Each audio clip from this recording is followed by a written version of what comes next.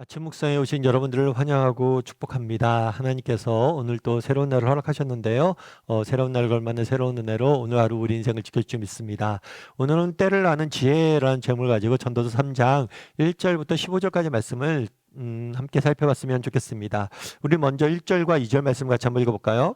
범사에 기한이 있고 천하만사가 다 때가 있나니 날 때가 있고 죽을 때가 있으며 심을 때가 있고 심은 것을 뽑을 때가 있으며.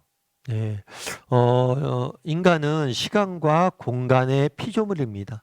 우리는 특정 시간과 특정 공간에 갇혀서 살아요. 다르게 말하면 이 시간과 공간이 없다면 인간 존재는 존재할 수 없겠죠. 그만큼 시간과 공간은 중요합니다. 인간을 살아가는 데 있어서.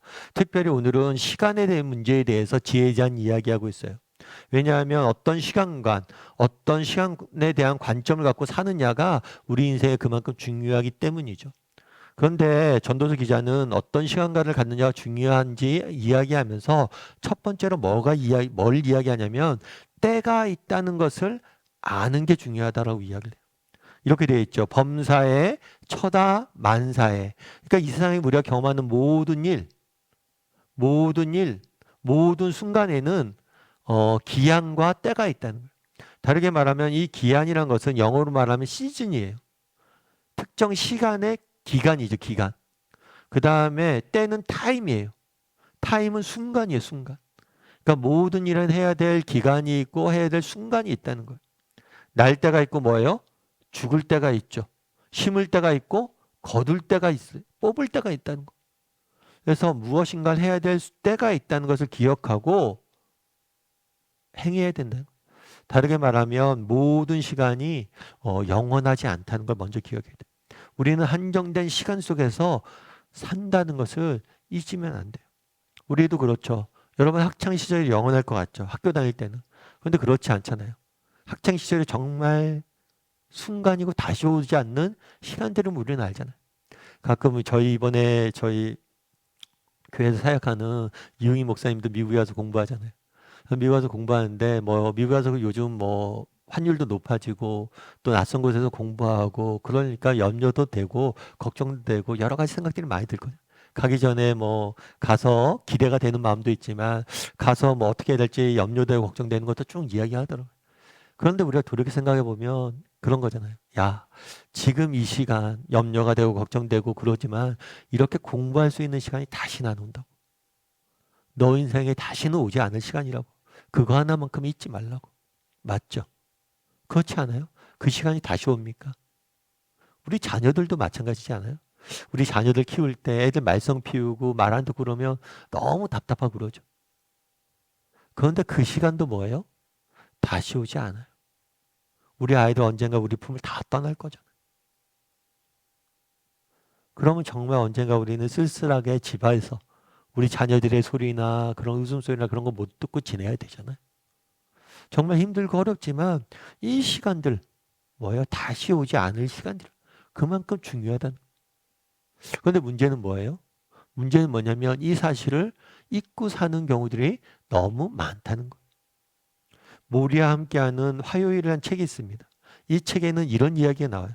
이건 뭐냐면 이 책은 어떤 책이냐면 이 모리라는 교수가 이제 아무래도 죽을 때가 얼마 남지 않은 거예요.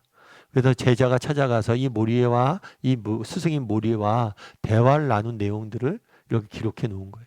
근데 이 책에 보면 이런 표현이 있어요. 사람들은 모두 다 죽게 된다는 것을 알고 있지. 하지만 자기가 죽는다는 사실을 믿는 사람은 하나도 없다네. 왜인지 아는가? 만일 자신이 죽는다는 사실을 진짜로 믿는다면 사람들은 금방 다른 사람들이 될 것을 걸세. 정말 멋진 표현이죠. 여러분 사람이 죽는다는 것을 모르는 사람은 없죠. 지나가는 사람한테 물어보세요. 한 명이라도 사람이 영원히 삽니다라고 이야기하는 사람 한 명도 없어요.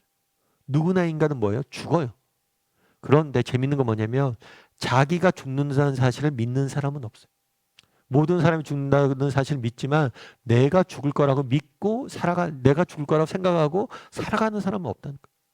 왜냐하면 정말 자신이 죽는다는 것을 진짜로 믿는다면 그 사람은 다르게 살아갈 수밖에 없다는 거예요.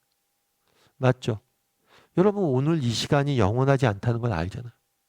그런데 정말 이 사실을 진짜 깨닫고 살아가고 있습니까? 그렇지 못해요. 정말 그렇잖아요. 마치 영원할 것처럼 산다는 거죠. 그래서 우리 인생의 시간을 뭐예요? 낭비하는 거예요. 전도서 기자는 이야기합니다. 뭐라고 이야기해요? 여러분 정말 우리의 시간이 한계가 있습니다. 이 시간이 영원하지 않습니다. 그것들을 기억하고 여러분 정말 살아가십시오라고 이야기하는 거예요. 사실 목회자들도 마찬가지예요. 이제 내일 모레면 또 주일인데 목회자들은 주일은 정말 기쁘고 행복한 날이죠. 그런데 또한 목회자들에게서 주일은 굉장히 큰 짐이에요. 그렇잖아요. 말씀을 전하고 정말 하나님의 말씀을 전한다는 게 쉬운 일이 아니에요. 왜냐하면 죄인 인간이 영광스러운 하나님 말씀을 전한다는 게 쉬운 일은 아니에요. 그래서 주일이 기쁘고 감사한 날이지만 동시에 짐일 수도 있죠. 그래서 많은 목사님들이 그런 얘기를 해요. 이렇게 빨리 은퇴했으면 좋겠다. 50대 때는 그런다고 그러죠. 빨리 은퇴했으면 좋겠다. 근데 나중에 보면 60대가 되면 그런 생각이 든대요. 어떤 생각이 드냐면 정말 얼마 남지 않잖아요. 힘들고 어렵지만 정말 주일 예배 드릴 수 있는 날들도 얼마 남지 않았다. 그러니까 좀 마음이 달라진다고 그러죠. 여러분 정말 힘들고 어렵죠, 사는 게. 정말 내가 오늘 맡겨진 일, 이것들, 자녀를 가정에서 돌보는 일, 직장 일들, 매 순간순간이 삶이 힘들죠.